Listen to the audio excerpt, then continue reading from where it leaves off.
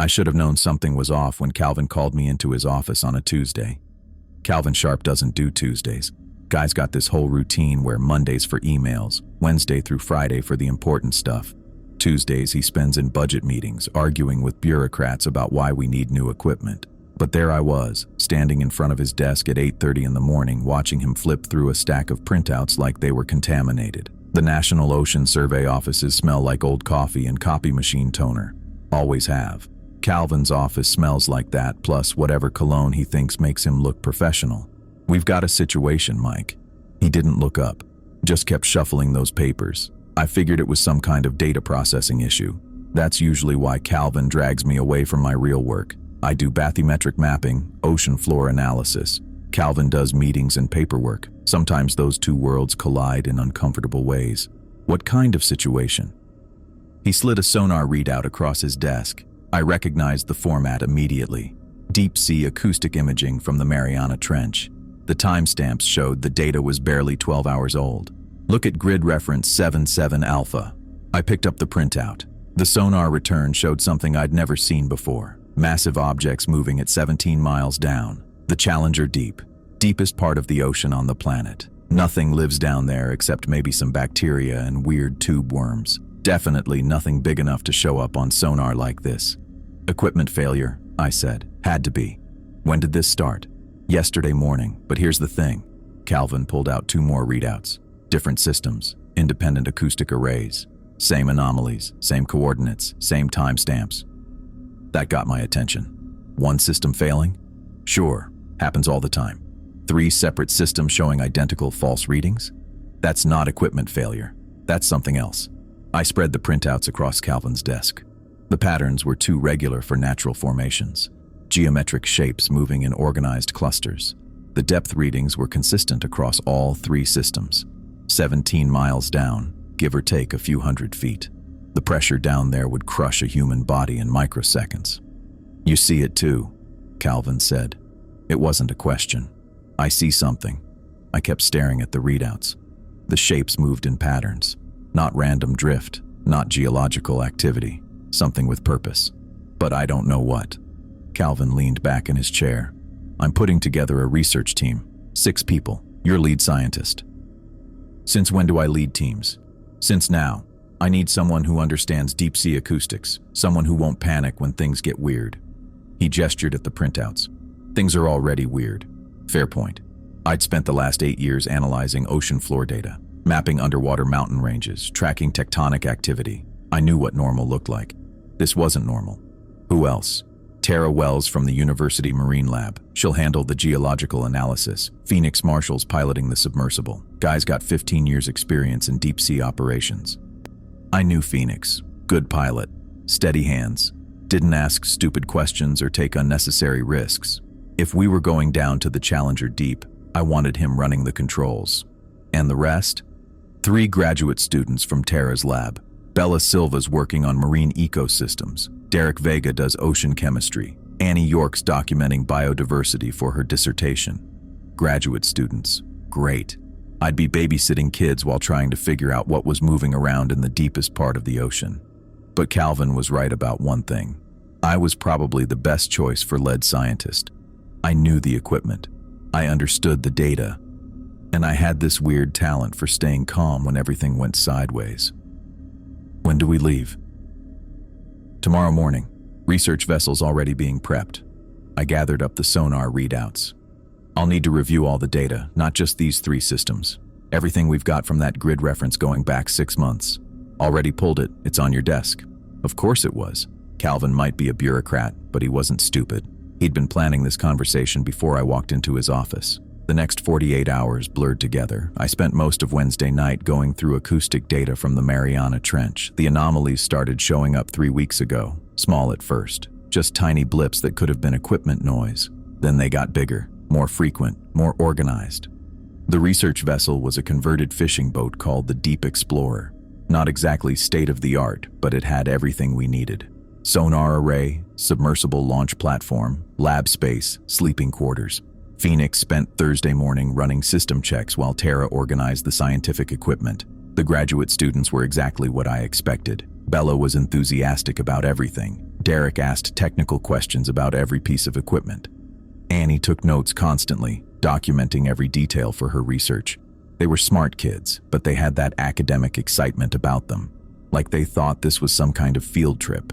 I tried to explain the situation during our briefing, showed them the sonar data, explained the depth pressures, made sure they understood we were dealing with something completely unknown. Could be a new species, Bella said. Something we've never cataloged before. At 17 miles down? I shook my head. Nothing that big survives at those pressures. Maybe it's geological, Derek suggested. Underwater landslides or something. Tara looked up from her equipment checklist. Landslides don't move in organized patterns, and they don't maintain consistent formations over 3 weeks. Annie just kept taking notes. Smart girl. Let the others speculate while she focused on documenting everything. We reached the target coordinates Friday afternoon. The weather was perfect. Calm seas, clear skies, minimal wind. Phoenix said it was ideal conditions for a deep-sea dive. I wasn't so sure. Perfect conditions felt suspicious somehow. I spent the journey reviewing the sonar data over and over, watching those shapes move across the screen in patterns I couldn't understand. They weren't random. They weren't natural. They were organized in ways that suggested intelligence, purpose. The final readings from that morning showed structures jutting from the trench walls, angular formations that looked artificial, constructed. The acoustic returns were too sharp, too regular to be natural rock formations. And they were huge. Some of them stretched for hundreds of meters along the trench floor. That's when I realized we weren't just investigating some weird deep-sea phenomenon. We were looking at something that shouldn't exist. Something that challenged everything I understood about what could survive in the deepest parts of the ocean. Something that had been down there for God knows how long, moving around in the dark, 17 miles below the surface. Tara didn't take much convincing. That's what I remember most about that morning on the deck of the Deep Explorer. She'd already made up her mind before I finished explaining the sonar readings. "We're going down there," she said, folding her arms. "Those formations aren't natural. You know it, I know it." Phoenix was checking pressure gauges on the submersible. The Nereid, our deep-sea vehicle, looked like a metal sphere with windows, surrounded by lights and mechanical arms, not exactly built for comfort. 4 hours each way, Phoenix said without looking up, plus whatever time we spend on the bottom. Long day. I figured it would be. 17 miles down. That's not a trip you take lightly. The pressure at that depth should crush anything human-made into the size of a marble, should being the key word there.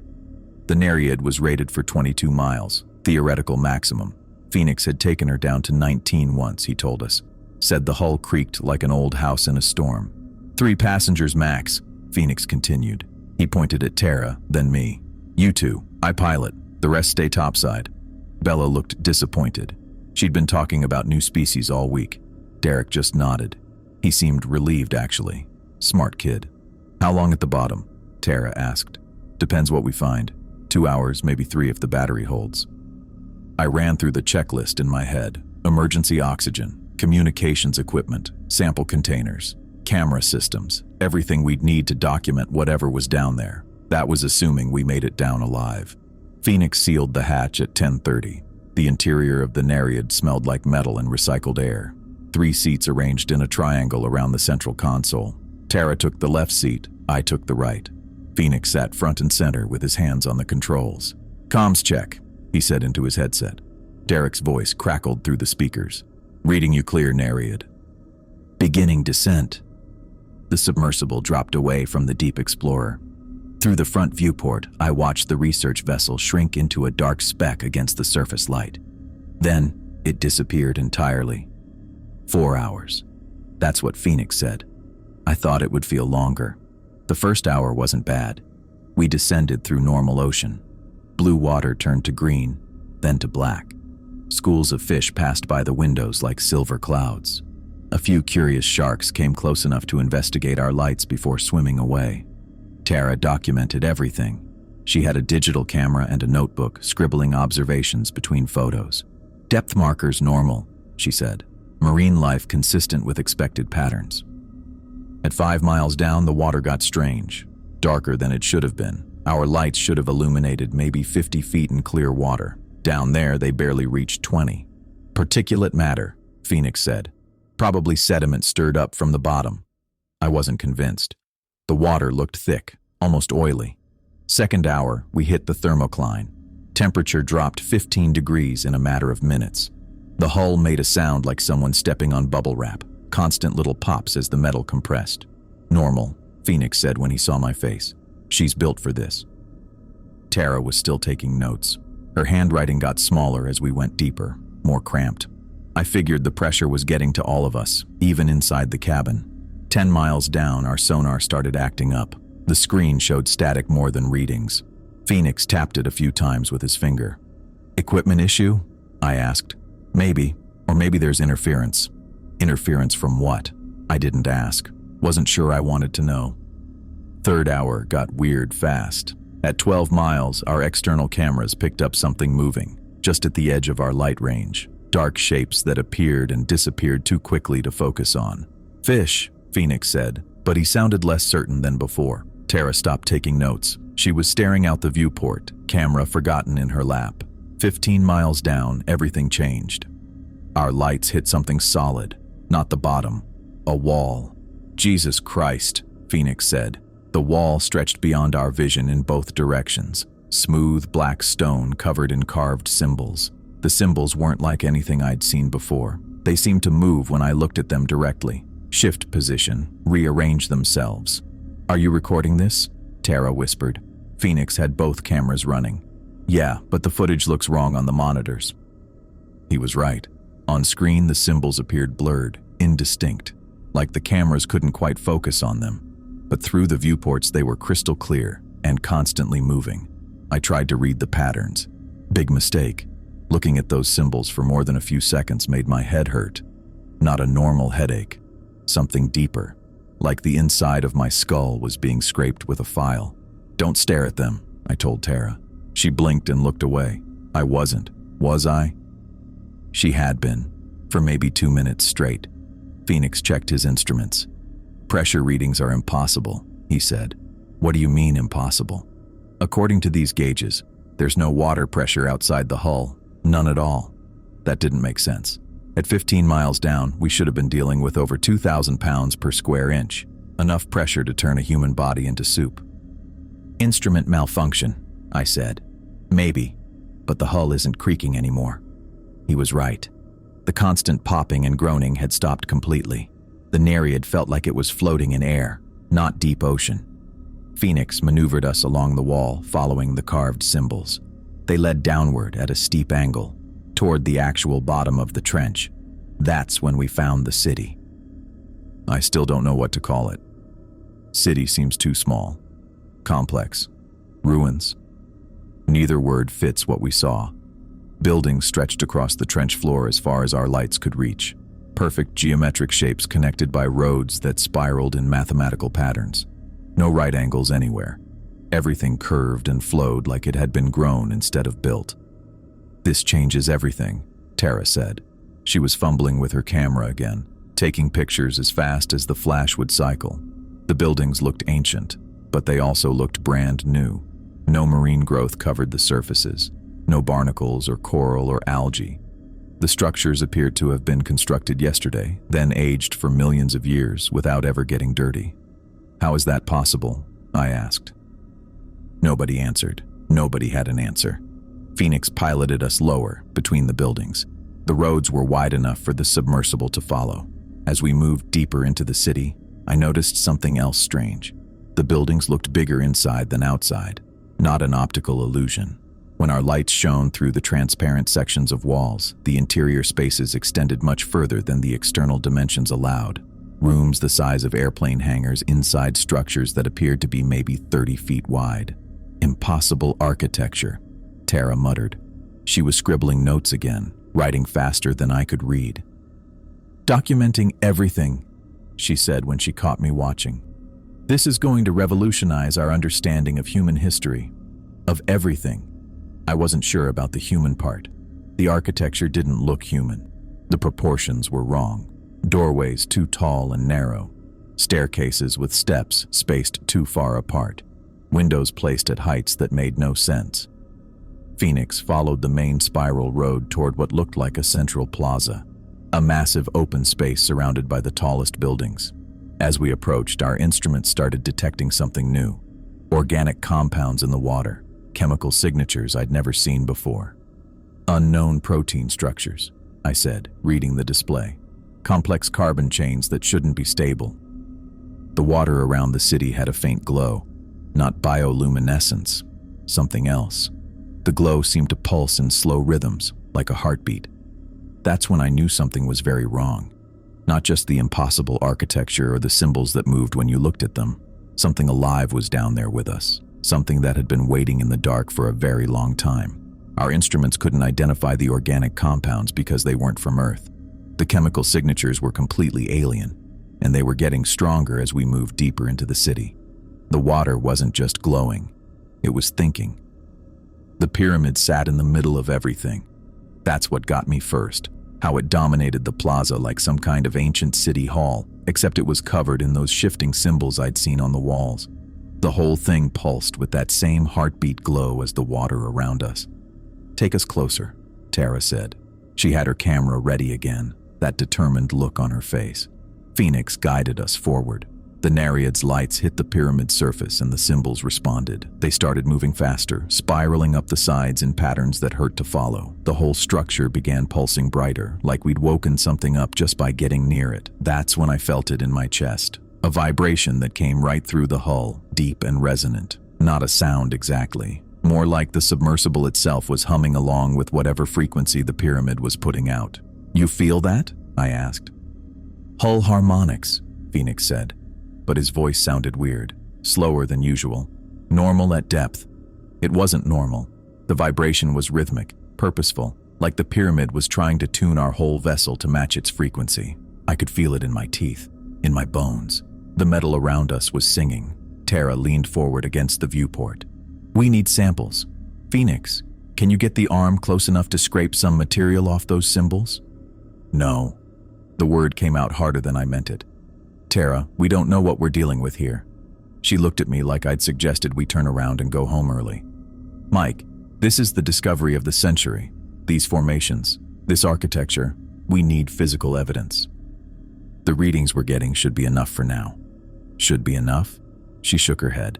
"We came down here to do science. That means collecting samples." Phoenix was already moving the mechanical arm.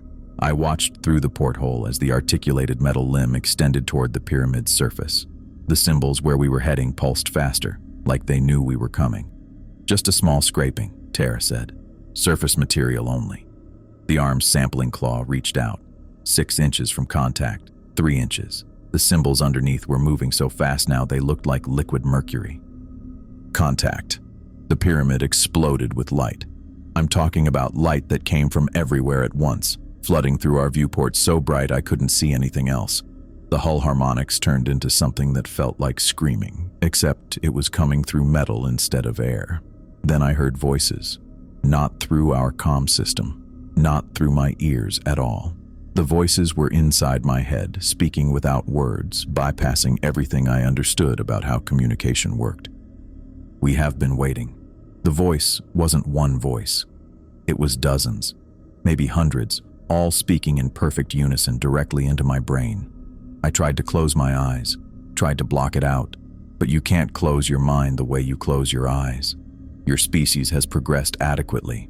Images flooded in with the words.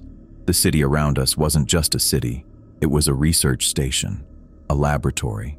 The pyramid was some kind of dimensional gateway, a connection point between here and somewhere else that existed in a space I couldn't even begin to understand.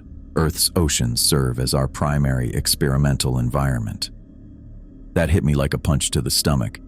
The images kept coming. Centuries of observation, genetic modifications, behavioral studies. Humanity wasn't the apex predator we thought we were. We were lab rats in a maze we didn't even know existed. Your development has been guided, monitored, adjusted when necessary. I wanted to scream, to tell them to get out of my head, but I couldn't make my mouth work. The knowledge was pouring in whether I wanted it or not. Ocean currents that had been artificially maintained, weather patterns that weren't natural, marine ecosystems that had been carefully balanced to support specific research parameters. "Phoenix," I managed to whisper. "Phoenix, we need to go." But Phoenix wasn't responding normally anymore. He was speaking, but not in English. The words coming out of his mouth had a rhythm to them, a cadence that matched the pyramid's pulsing. It sounded almost like singing, except the language was nothing I'd ever heard before. I looked over at Tara. She was still staring at the pyramid, but her expression had gone completely blank, like she was listening to something I couldn't hear. Then I noticed Annie's notebook. She was writing. Her hand was moving across the page in steady, controlled strokes, but her eyes were rolled back so far I could only see white. The symbols she was drawing matched the ones on the pyramid's surface. Perfect replicas, like she was taking dictation from something that was speaking in pictures instead of words. The deep ocean phase of observation is concluding. More images. The research was expanding, moving beyond the trenches, beyond the deepest waters, surface operations, land-based studies. The entities behind the voices had been patient for thousands of years, but their patience was ending. Expansion protocols will commence. I tried to move, tried to reach for the emergency controls, but my body felt disconnected from my brain. The alien intelligence was everywhere now, flooding through my thoughts like water through a cracked hull. I could feel it rearranging things inside my head, making connections that shouldn't exist. Phoenix kept speaking in that rhythmic language. Annie kept writing symbols. Tara just stared, and I realized what the samples were. The material Phoenix had scraped off the pyramid wasn't stone or metal. It was tissue, living tissue that was still connected to whatever consciousness was speaking into our heads. The sampling arm had created a direct physical link between our submersible and the alien intelligence. We weren't just observing anymore. We were connected. The voices in my head grew stronger, more insistent. I could feel my crewmates slipping away, their minds being rewired by something that had been studying human consciousness for longer than our species had existed. I watched helplessly as the alien influence took hold of them one by one, and I knew we'd brought something back up with us that was never going to let us go. Tara hit the emergency ascent the second I managed to reach across and grab her shoulder. Her eyes were still that blank stare, but something in my touch must have gotten through. She slapped the controls hard. The Nereid lurched upward like it was shot from a cannon. I kept one hand on her arm and watched the sonar display with the other. The pyramid was shrinking below us, that pulsing glow getting dimmer. Phoenix was still speaking in that rhythmic language, but quieter now. Annie had stopped writing those symbols. That's when I saw them on the sonar. Contacts. Dozens of them. Maybe hundreds. They were detaching from the city below and rising after us. The display showed them as solid blips moving at speeds that didn't make sense. I did the math in my head twice because I couldn't believe it. They were climbing at over 300 miles per hour, through 17 miles of water. That was impossible. Nothing could move that fast at those pressures without being crushed or creating massive cavitation bubbles that would show up on sonar. But there they were, rising. Tara, I squeezed her shoulder harder. Look at the sonar. She blinked slow, like she was coming out of deep sleep, focused on the display. Her face went white. That's not possible, she said. But her voice sounded normal again. Human. The contacts were gaining on us. We were ascending at our maximum safe rate, which was already pushing it for emergency ascent, but they were moving 3 times faster. I watched them close the distance on the screen. 5 miles. 4 miles. 3. Phoenix stopped talking in that other language. He looked around the cabin like he was confused about where we were. What happened? He asked. Why are we ascending? I didn't answer. I was watching the sonar contacts slow down as they got closer to us, like they were matching our speed, following us up. The ascent took 6 hours. 6 hours of watching those things pace us on sonar. They never got closer than 2 miles, but they never fell behind either. They just kept following, all the way up. When we finally breached the surface, I saw the Deep Explorer waiting for us. Phoenix guided the Nereid back to the platform, standard docking procedure. Everything normal, except for the sonar contacts that had followed us up from the deepest part of the ocean. The deck crew helped us out of the submersible. Bella and Derek were there waiting. That's when I knew we were in trouble. Their eyes caught the light wrong, like when you shine a flashlight at a cat in the dark, except this was broad daylight. That reflective shine shouldn't have been there, shouldn't have been possible. How did it go down there? Bella asked, but her voice had that same rhythm Phoenix had been using in the submersible, musical. like she was singing instead of talking. Derek nodded along with her words. "Did you find anything interesting?" I looked at Tara. She was staring at them with her mouth slightly open. "We need to talk," I told her. Quiet. But Bella and Derek heard anyway. They both smiled at exactly the same time. The same expression, like they were sharing the same thought. "Of course you do," they said, in unison. That's when I realized we hadn't escaped anything. We'd brought it with us.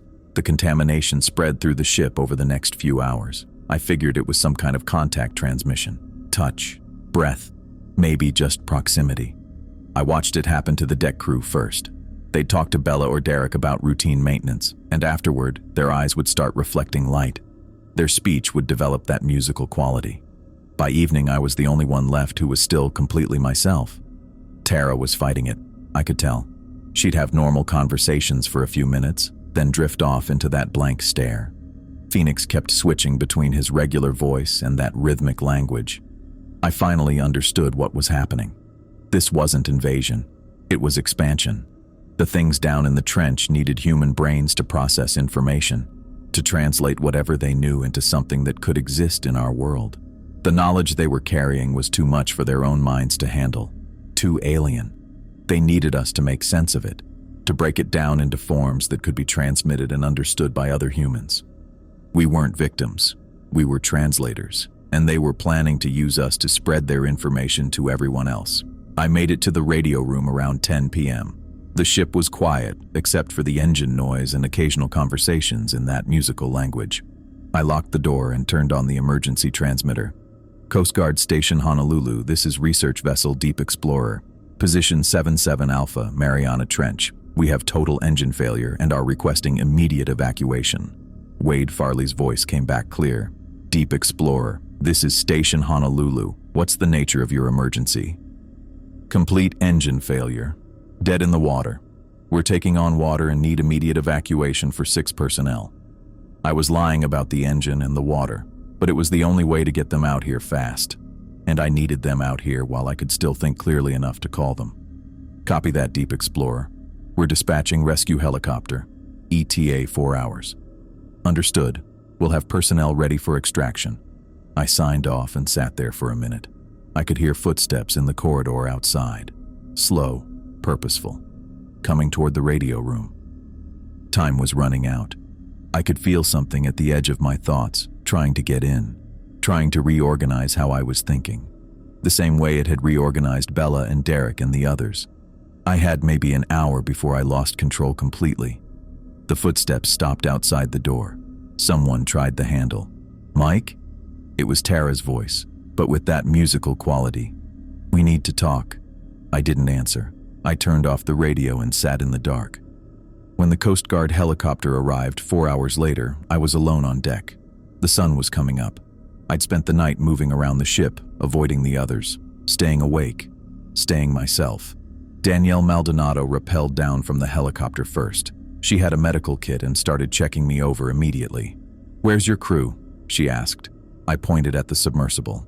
"Accident during emergency ascent. Rapid decompression. They didn't make it." She looked at me carefully. I was shaking, which probably sold the story. Decompression sickness causes tremors. So does staying awake all night fighting off alien contamination, but she didn't need to know that part. "You're showing signs of decompression sickness," she said. "We need to get you to a hyperbaric chamber." "The others are still down there," I said, "in the submersible. They were my responsibility." 2 more rescue crew members came down from the helicopter. They searched the entire ship. Engine room, sleeping quarters, lab space, radio room, everything. They didn't find anyone. No bodies, no equipment, no sign that anyone else had ever been on board. The submersible was empty, clean, like it had never been used. They asked me about the missing crew and I told them the same story. Emergency ascent, rapid decompression. I was the only one who made it to the surface.